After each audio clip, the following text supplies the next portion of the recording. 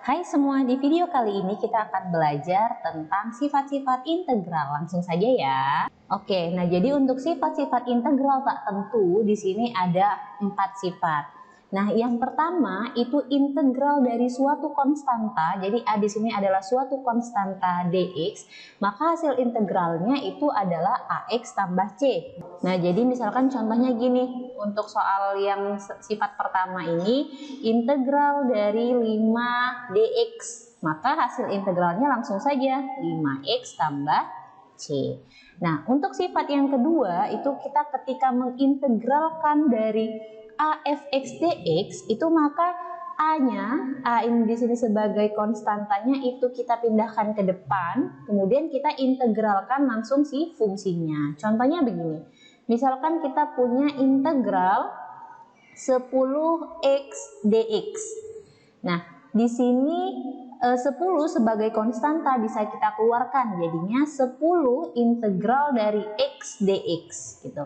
Maka bisa kita selesaikan lagi, ini jadinya 10 integral dari x dx itu kan berarti 1 per 1 tambah 1 ya, ini kan berarti a-nya bernilai 1, kemudian n-nya juga bernilai 1, x 1 tambah 1, jadi pangkat 1 tambah 1 karena kan berpangkat 1 nih.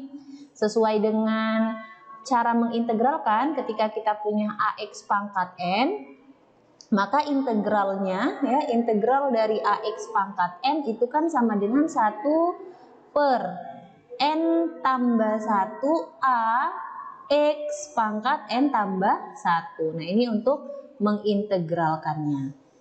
Jadi ini hasilnya adalah, ini dikali ini berarti.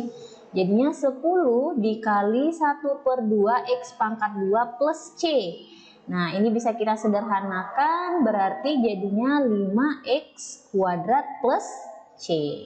Nah, ini untuk sifat yang nomor 2. Untuk sifat yang nomor 3, nah ini agak mirip-mirip dengan turunan pada penjumlahan dan pengurangan gitu. Artinya untuk mengintegralkan fungsi jumlah dan kurang itu kita tinggal mengintegralkan satu-satu gitu ya. Oke, misalkan kita punya soalnya seperti ini. Kita turun sedikit ke bawah.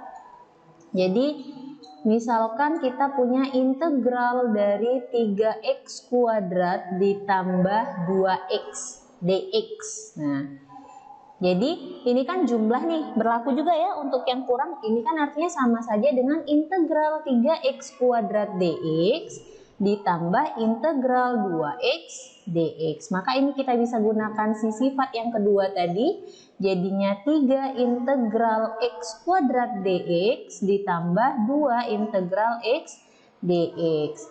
Maka ini hasilnya 3 dikali dengan 1 per 2 tambah 1 x pangkat 2 tambah 1 plus c, kemudian ditambah dengan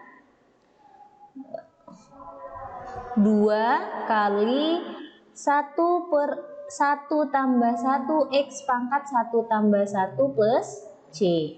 Nah, ini berarti hasilnya 3 per 3 x pangkat 3 ditambah c ditambah x kuadrat tambah c. Nah, jadi c ini bukan berarti c tambah c 2c gitu, enggak ya.